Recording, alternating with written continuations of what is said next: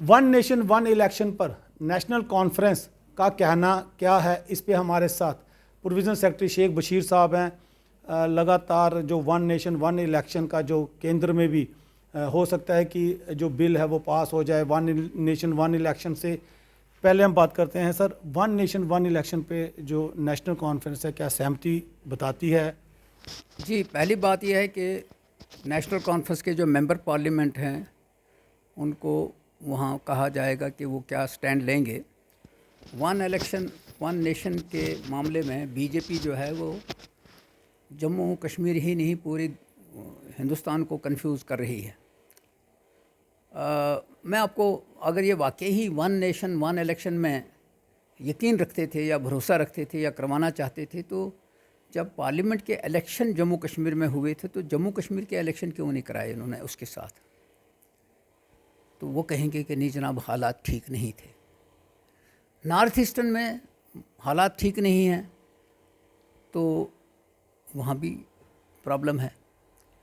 तो 1967 तक बाज़ाब्ता तौर पे एट ए टाइम इलेक्शन होते थे, जनरल इलेक्शन भी होते थे और उसके पार्लियामेंट के भी इलेक्शन होते थे।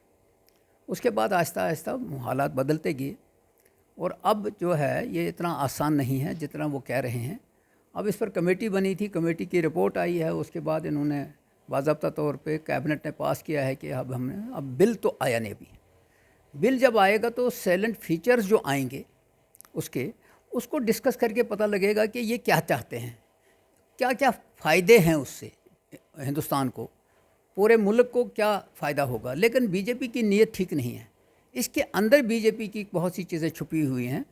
कुछ जो स्टेट्स हैं उनके जो अपने पावर्स हैं वो जब वन इलेक्शन वन नेशन जाए उनको ख़त्म हो जाएंगे। वो शायद इनका ये एजेंडा है कि इनके ये ख़त्म करो। कहना है, बीजेपी का कहना है कि वन इलेक्शन वन नेशन का जो है उससे क्या है कि कहीं ऐसी जो खर्चा सबसे बड़ी बात है, जो लोड बर्डन पड़ता है देश पे, वो सबसे मतलब कम आएगा। एक ही बार इलेक्शन हो जाएगी सब कुछ जो। इसीलिए मैंने कहा कि अगर वाकई यही था तो जम्मू कश्मीर में इलेक्शन क्यों नहीं कराए पार्लियामेंट के साथ, ताकि ये दूसरा खर्चा नहीं होता। इसका जवाब है उनके पास। तो जाहिर है वो कहेंगे जनाब तो सिचुएशन ठीक नहीं थी। बहुत सी जगहों के ऊपर जब सिचुएशन ठीक नहीं होती इलेक्शन डिले हो जाते हैं। बहुमत के हिसाब से देखा जाए तो अगर हो सकता है बिल पास, आपका क्या? देखिए, पहली बात है पार्लियामेंट के अंदर सिचुएशन कुछ दूसरी है। आज की डेट के ऊपर जब ये बिल पेश होगा तो पार्लियामेंट के अंदर जो अपोजिशन है वो इस वक्त साइजेबल ये अपोजिशन है, वो बाज़ाब्ता इस पर बहस करेगी, लोगों के सामने बहस आएगी। उस वक्त देखेंगे कि वो स्टैंड क्या लेते हैं। हम भी इस बात का इंतज़ार करते हैं कि ये बिल पेश हो, लेकिन अभी ये पेश तो हुआ नहीं है और मुझे लगता है कि शायद इस विंटर सेशन में ये पेश नहीं करेंगे। पहले तो ये था कि शायद करेंगे। लगता नहीं है कि ये करेंगे। बहरहाल जब बिल पेश होगा तो जो साइलेंट फीचर्स आएंगे, जिस तरह आपने भी कहा, उसके बाद इस पर डिस्कशन हो सकती है कि ये वाकई सही है या इनकी अंदर बदनीति है।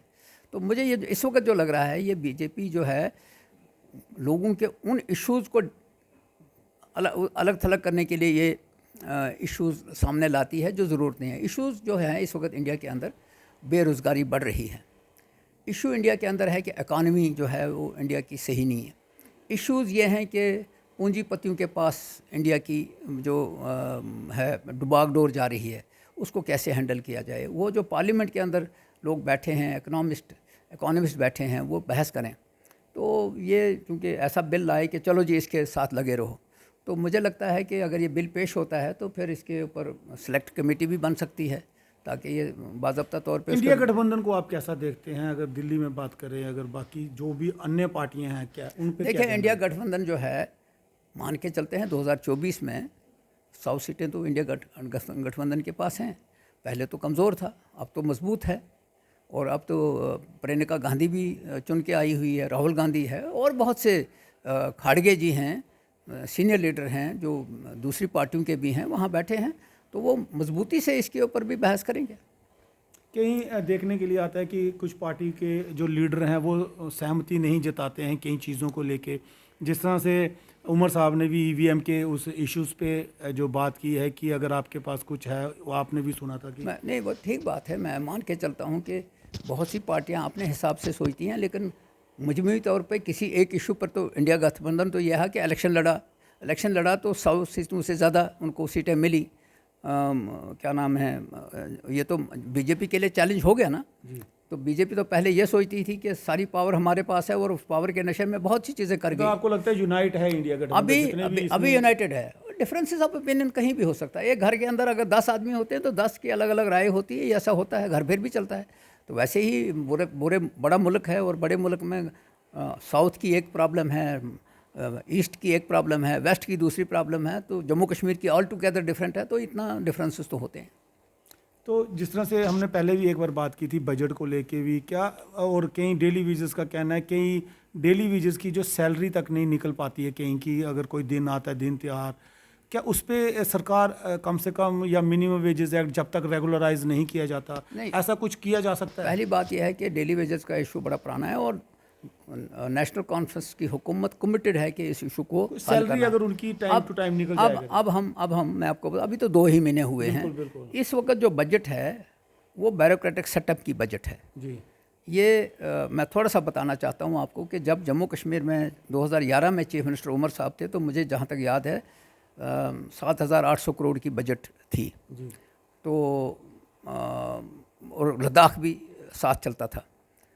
आज जम्मू और लद्दाख तो अलग हो गया, जम्मू और कश्मीर है और इस वक्त 1,18,500 करोड़ की बजट है। तो उसमें जो बजट है अभी चीफ मिनिस्टर साहब डिस्ट्रिक्ट वाइज रिव्यू कर रहे हैं कि बजट की क्या सूरत है, किस जगह पे कितना पैसा है, कितना काम हुआ है, कितने प्रोजेक्ट्स चल रहे हैं। वो इस वक्त पुंछ में उन्होंने मीटिंग ले ली, उसके बाद सांबा में ले ली, बाकी डिस्ट्रिक्टों में जा रहे हैं। उसके बाद बाज़ाब्ता तौर पे इलेक्टेड गवर्नमेंट जो है वो बजट तैयार करेगी। इलेक्टेड गवर्नमेंट जब बजट तैयार करेगी तो ये प्रोविज़न भी रखेगी जो आपने कहा। और मुझे लगता है कि तब तक जब इतना इंतज़ार हो गया तो 1 आध महीना तो और इंतज़ार करना पड़ेगा, ताकि मार्च के अंदर जब बजट पेश हो जाएगा उस पर डिबेट होगी, उस पर जो ये डेली वेजर्स हैं ये भी बात करेंगे और बाकी साथी भी बात करेंगे। हम भी समझते हैं कि उनको जो मिनिमम वेजेस एक्ट के तहत उनको रखना चाहिए और मैं भी समझता हूँ कि मैं ये चाहूँगा कि अगर बजट पेश हो तो उसमें जो स्पोर्ट्स का एक अहम होना चाहिए, क्योंकि स्पोर्ट्स के लिए ठीक है, बहुत अच्छा स्पोर्ट्स जब से सरकार आई है बहुत अच्छा स्पोर्ट्स खेले जा रहे हैं, inter schools, inter college, inter universities चल रहे हैं, लेकिन कहीं ना कहीं जो मैदानों की कमी है, इक्विपमेंट की कमी है, इंफ्रास्ट्रक्चर की कमी है और सबसे अहम कोचेज़ की कमी है। रहबरे खेल रहबरे टीचर्स वगैरह लगे हैं या कोचेज़ कोई लगाए गए हैं वो कॉन्ट्रैक्चुअल हैं 20-20 हज़ार रुपये पे आज के इस महंगाई के ज़माने में।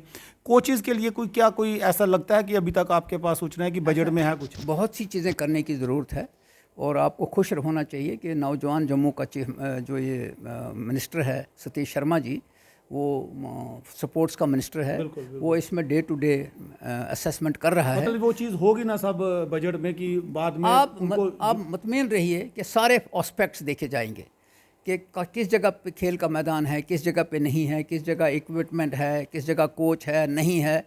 ये जो एडहॉकिज़म है इसको ख़त्म करना चाहिए और वो कर रहा है, इसकी तैयारी कर रहे हैं। जब बजट में बहस होगी तो आपको ज़रूर यह लगेगा कि उस पर बीजेपी वाले भी बोलेंगे, कांग्रेस वाले भी बोलेंगे, इंडिपेंडेंट भी बोलेंगे, जो एक मेंबर है वो भी बोलेगा और नेशनल कॉन्फ्रेंस वाले की भी रिव्यू रखेंगे। उसके बाद जो चीज़ उभर के आएगी वो लोगों के सामने आ जाएगी और मुझे यकीन है कि उमर साहब नौजवान चीफ मिनिस्टर है और इन सब चीज़ों की तरफ उसकी जो है नज़र है और इस बात का इंतज़ार किया जाएगा। भी 2 महीने से कम ही हो गए, 2 महीने होने लगे हैं, लेकिन कुछ फैसले जो लिए हैं जो पाइपलाइन में हैं, कुछ इस बात का इंतज़ार कर रहे हैं कि जो रिव्यू होगा, रिव्यू के बाद बैठ के बजट प्री बजट डिस्कशंस होनी है ट्रेडर्स के साथ, ये जो डेली वेजर्स के साथ बाज़ाब्ता डिस्कशन होनी है कि बताइए साहब कैसे किया जाए, क्योंकि डेली वेजर्स बहुत ज़्यादा हैं और इनको जब करेंगे तो सैलरी का बजट में सैलरी का बजट आएगा तो जब उसका प्रोविज़न होगा तो कुदरती तौर पे वो होगा। तो हम इसको लाइटली नहीं ले रहे हैं, लेकिन विद इन द लिमिट्स जितना भी हम कर सकते हैं करेंगे।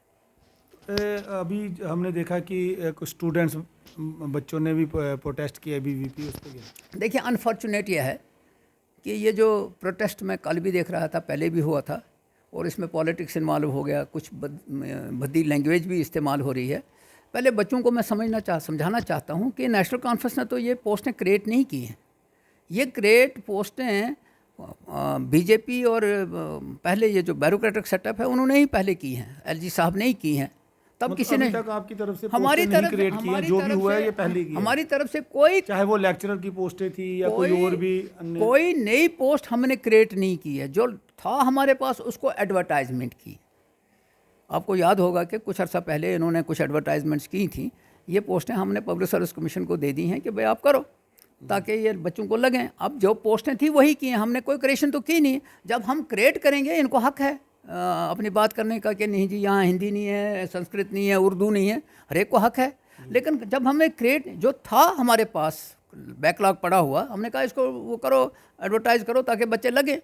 तो ये जो बच्चे हैं या तो ये शिकार हो गए हैं पॉलिटिक्स का, इनको पीछे कोई पॉलिटिकल फोर्स काम कर रही है। दूसरा या समझ नहीं पा रहे हैं, ये सड़कों के ऊपर आ गए। तो मुद्दा होना चाहिए वो समझें। वो मैं उनके साथ डिबेट करने के लिए तैयार हूँ कि भाई जब ये पोस्टें एडवर्टाइज़ की हैं, आज की नहीं है, ये 4-5 साल पहले एलजी साहब ने की हुई हैं, एलजी साहब के ज़माने की हैं। तो एलजी साहब को पूछो कि कौन सी पोस्टें हैं और कौन सी खाली हैं, कौन सी नहीं खाली हैं। हमने तो पब्लिक डोमेन में लाई है कि जाओ जी एडवर्टाइज़ करो और इनको लगाओ, तो लगेंगे ना। तो लेसर नेशनल कॉन्फ्रेंस या इस गवर्नमेंट का तो इसमें रोल ही नहीं है। सिर्फ ये है कि भाई उन्होंने ये पड़ी हुई पोस्टें थी, हमने कहा जी जाओ एडवर्टाइज़ करके इसको लगाओ। तो इसमें एतराज़ क्या है उनको? ये गलत प्रोपेगेंडा का शिकार हो गए हैं। मतलब आपको कहने का मतलब कि अभी तक आपकी तरफ से जो भी अगर पोस्ट क्रिएट की जाएगी बजट के बाद, अगर हमने क्रिएट की होती तो ये हमें सवाल करें कि जनाब हिंदी का नहीं है, संस्कृत का नहीं है, डोगरी का नहीं है, पंजाबी का नहीं है। ये तो हमने क्रिएट की ही नहीं पोस्ट हैं, ये ऑलरेडी क्रिएटेड हैं पोस्ट हैं जिनको एडवर्टाइज़ किया गया। शुक्रिया शेख बशीर साहब। और जिस तरह से अहम, क्योंकि जो भी मेरे को कमेंट्स आते हैं मेरे चैनल पे, जब लोगों को जो भी परेशानी होती है वो कमेंट के ज़रिए अपना लिखता है, और मेरी कोशिश रहती है कि हायर अथॉरिटी में या सरकार में जो लोग जो मीटिंग्स में रहते हैं और सरकार क्या करने जा रही है आने वाले समय में, क्या जो स्टेप्स उठाए जाएंगे, मेरा क्वेश्चन रहता है कि उसी एक अथॉरिटिक बंदे से ही जो वो चीज़ पूछी जाए, ताकि जो सही जानकारी है वो लोगों तक पहुँचे, ना कि यहाँ वहाँ से उठा के तो कुछ भी बोल दिया जाए। तो क्योंकि लोगों को आगे परेशानी होती है, अगर अथॉरिटिक बंदे से ही पूछा जाएगा जो अथॉराइज्ड होगा, जिसके पास पूरी जानकारी होगी। इसीलिए कोई भी आपके पास प्रश्न होता है, आप कमेंट करते हैं, तो वही जो प्रश्न है मैंने पूछे हैं सैलरी को लेके, जो स्पोर्ट्स को लेके, स्पोर्ट्स के साथ काफ़ी अटैच, और उमर साहब भी काफ़ी अटैच हैं, सतीश शर्मा जी भी अटैच हैं जो स्पोर्ट्स मिनिस्टर हैं। तो हमारा ये रहेगा कि 2-3 महीनों में बजट सेशन होगा, और उसमें खासकर जो कोचेज़ हैं वो नए लगाए जाएं, ग्राउंड को नया किया जाए, इक्विपमेंट इंफ्रास्ट्रक्चर को अच्छा बनाया जाए, उसका प्रोविजन रखा जाएगा, उसमें उसका प्रोविजन रखा जाएगा। और मैं अपील करता हूँ नौजवानों से, बच्चों से कि आप, क्योंकि एथलेटिक ग्राउंड्स नहीं है, कोई ग्राउंड प्रॉपर नहीं है, आप गलत प्रोपेगेंडा का शिकार मत हो जाइए। एक ही ग्राउंड है सिर्फ। दो महीने हो गए हैं, ग्राउंड रातों रात नहीं बननी है। ग्राउंड का ज़मीन लैंड का वो करना है, आइडेंटिफाई करनी है, उसके बाद पैसा लगाना है, और वो प्रोविज़न होना चाहिए। ये सारी चीज़ें जो हैं आप बाज़ाब्ता तौर पे कंसर्न लोगों के साथ मिलिए, उनके साथ बातचीत करिए, और गलत प्रोपेगेंडा का शिकार करके आप लोगों की मुश्किलात में इजाफा मत करिए। और ये जो रास्ता बंद करना है, ये कोई भी आज की डेट के ऊपर सिविलाइज्ड बच्चों का काम नहीं है। रास्ता बंद करना, सड़क बंद करना, कोई गुज़रता है तो बीमार जो है वो फंस जाता है।